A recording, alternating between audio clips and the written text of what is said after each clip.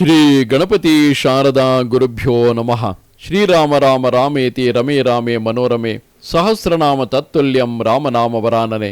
ಶ್ರೋತೃಗಳಿಗೆ ಶ್ರೀಮದ್ ವಾಲ್ಮೀಕಿ ರಾಮಾಯಣದ ಸುಂದರ ಕಾಂಡದಲ್ಲಿ ರಾವಣನು ಪ್ರಹಸ್ತನ ಮೂಲಕ ಹನುಮಂತನು ಲಂಕೆಗೆ ಬಂದುದರ ಕಾರಣವನ್ನು ಪ್ರಶ್ನಿಸಿದುದು, ತಾನು ಶ್ರೀರಾಮನ ದೂತನೆಂದು ಹನುಮಂತನು ಹೇಳಿದುದು ಎಂಬ 50ನೇ ಸರ್ಗಕ್ಕೆ ಸ್ವಾಗತ.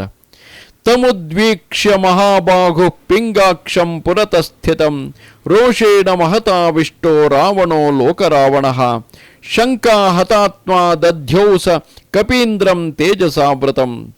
ತನ್ನ ಮುಂಭಾಗದಲ್ಲಿಯೇ ನಿಂತಿದ್ದ ಕಂದು ಬಣ್ಣದ ಕಣ್ಣುಗಳಿಂದ ಕೂಡಿದ್ದ ಹನುಮಂತನನ್ನು ನೋಡಿ ಮಹಾಬಾಹುವಾದ ಲೋಕ ಭಯಂಕರನಾದ ರಾವಣನು ಕುಪಿತನಾಗಿ ತೇಜಸ್ಸಿನಿಂದ ಆವರಿಸಲ್ಪಟ್ಟ ಕಪೀಂದ್ರನ ವಿಷಯದಲ್ಲಿ ಸಂಶಯಗೊಂಡು ಯೋಚಿಸತೊಡಗಿದನು. ಹಿಂದೊಮ್ಮೆ ನಾನು ಕೈಲಾಸ ಪರ್ವತವನ್ನು ಕದಲಿಸಿದಾಗ ನಂದಿಯನ್ನು ಕಪಿಮುಖನೆಂದು ಹಾಸ್ಯ ಮಾಡಿದ್ದೆನು. ಆಗ ನಂದಿಯು ಕುಪಿತನಾಗಿ ಕಪಿಗಳಿಂದಲೇ ನೀನು ವಿನಾಶ ಹೊಂದುವೆ ಎಂದು ಶಾಪವನ್ನಿತ್ತಿದ್ದನು. ಈಗ ಆ ನಂದಿಯೇ ತಾನಿತ್ತ ಶಾಪವನ್ನು ಸತ್ಯವನ್ನಾಗಿ ಮಾಡಲು ಕೋತಿಯ ರೂಪದಲ್ಲಿ ಬಂದಿರುವನೇ, ಅಥವಾ ಬಾಣಾಸುರನೇನಾದರೂ ಕಪಿರೂಪವನ್ನು ಧರಿಸಿ ಬಂದಿರುವನೇ? ಇವೇ ಮುಂತಾಗಿ ಯೋಚಿಸುತ್ತಿದ್ದ ಕೋಪದಿಂದ ಕೆಂಗಣ್ಣನಾಗಿದ್ದ ರಾಕ್ಷಸ ರಾಜನು ಅಮಾತ್ಯ ಶ್ರೇಷ್ಠನಾದ ಪ್ರಹಸ್ತನಿಗೆ ಸಮಯಕ್ಕೆ ಉಚಿತವಾದ ಮತ್ತು ಅನೇಕ ಅರ್ಥಗಳುಳ್ಳ ಮಾತನ್ನು ಹೇಳಿದನು. ದುರಾತ್ಮ ಪ್ರಚ್ಛತಾಮೇಶ ಕುತಃ ಕಿಂ ವಾಸ್ಯ ಕಾರಣಂ ಕುತಂ ಕಿಂ ವಾಸ್ಯ ಕಾರಣಂ ವನಭಂಗಂಚ ಕೋಸ್ಯಾರ್ಥೋ ರಾಕ್ಷಸೀನಾಂ ಚತರ್ಜನೆ ಮತ್ಸುರೀಯ ಪ್ರದೃಶ್ಯಾನ್ವೈ ಗಮನೆ ಕಿಂ ಪ್ರಯೋಜನಂ ಅಯೋಧನೆ ವಾ ಕಿಂ ಕಾರ್ಯಂ ಪ್ರಚ್ಛತಾಮೇಶ ದುರ್ಮತಿ. ಮಹಾಮಾತ್ಯನೇ, ನೀನು ಬಂದುದೆಲ್ಲಿಂದ? ಇಲ್ಲಿಗೆ ಬರಲು ಕಾರಣವೇನು?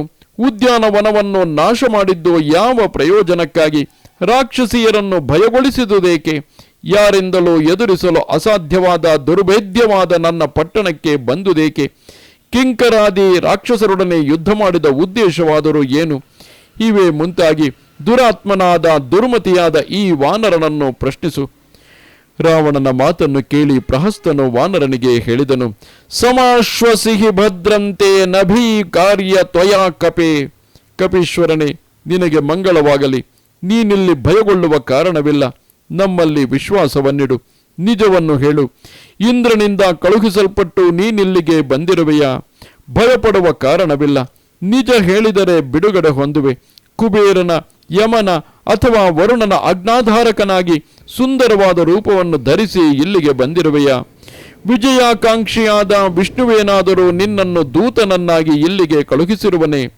ನೀನು ಆಕಾರದಿಂದ ಕಪಿಯಾಗಿರುವೆಯೇ ಹೊರತು ನಿನ್ನ ತೇಜಸ್ಸು ಕಪಿಯದಲ್ಲ. ಸಾಧಾರಣ ಕಪಿಯಂತೆ ಅಲ್ಪ ವೀರ್ಯನು ನೀನಲ್ಲ. ಆದುದರಿಂದ ವಿಷಯವೇನೆಂಬುದನ್ನು ಯಥಾವತ್ತಾಗಿ ತಿಳಿಸಿದರೆ ಕೂಡಲೇ ಬಂಧನದಿಂದ ಬಿಡುಗಡೆಯನ್ನು ಹೊಂದುವೆ. ನೀನೇನಾದರೂ ಸುಳ್ಳನ್ನು ಹೇಳಿದೆಯಾದರೆ ನಿನ್ನ ಜೀವವು ಉಳಿಯಲಾರದು.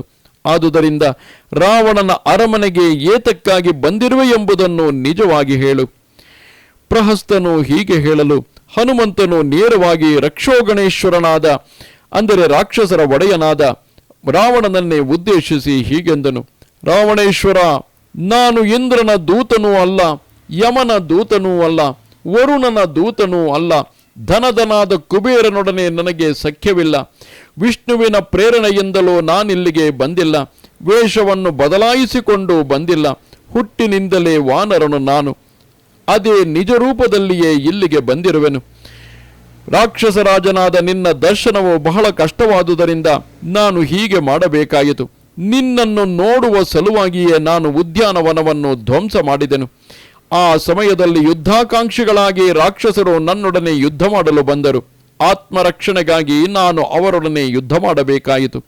ದೇವಾಸುರರು ಒಟ್ಟಾಗಿ ಬಂದರೂ ಯಾವುದೇ ಅಸ್ತ್ರಗಳಿಂದಾಗಲಿ ಪಾಶಗಳಿಂದಾಗಲಿ ನನ್ನನ್ನು ಬಂಧಿಸಲು ಶಕ್ಯವಿಲ್ಲ. ಪಿತಾಮಹನಾದ ಬ್ರಹ್ಮನೇ ನನಗೆ ಈ ವರವನ್ನು ಕೊಟ್ಟಿರುವನು. ರಾಕ್ಷಸ ರಾಜನನ್ನು ನೋಡುವ ಆಶಯದಿಂದಲೇ ನಾನು ಬ್ರಹ್ಮಾಸ್ತ್ರದ ಬಂಧನವನ್ನು ಪುರಸ್ಕರಿಸಿದನು. ಬ್ರಹ್ಮಾಸ್ತ್ರದಿಂದ ವಿಮುಕ್ತನಾಗಿದ್ದರೂ ನನ್ನನ್ನು ಈ ರಾಕ್ಷಸರು ಪೀಡಿಸುತ್ತಿದ್ದಾರೆ. ನಿನ್ನನ್ನು ಕಾಣುವ ಉದ್ದೇಶದಿಂದಲೇ ನಾನು ಅವರು ಕೊಡುತ್ತಿರುವ ಉಪಟಳಗಳನ್ನು ಸಹಿಸಿಕೊಂಡಿದ್ದೇನೆ. ಶ್ರೀರಾಮನ ಒಂದು ಕಾರ್ಯದ ಸಲುವಾಗಿ ನಾನು ಇಲ್ಲಿಗೆ ಬಂದಿರುವೆನು. ಪ್ರಭುವೇ, ಮಹಾ ತೇಜಸ್ವಿಯಾದ ಶ್ರೀರಾಮನ ದೂತನು ನಾನೆಂಬುದನ್ನು ತಿಳಿದು ನನ್ನ ಈ ಹಿತವಚನವನ್ನು ಕೇಳು. ಇದು ಶ್ರೀಮದ್ ವಾಲ್ಮೀಕಿ ರಾಮಾಯಣದ ಸುಂದರ ಕಾಂಡದಲ್ಲಿ 50ನೆಯ ಸರ್ಗವು. ನಮಸ್ತೆ ಶಾರದೆ ದೇವಿ ಕಾಶ್ಮೀರ ಪುರವಾಸಿನಿ ತ್ವಾಮಹಂ ಪ್ರಾರ್ಥಯೇ ನಿತ್ಯಂ ವಿದ್ಯಾದಾನಂಚ ದೇಹಿಮೆ. ನಮಸ್ಕಾರ.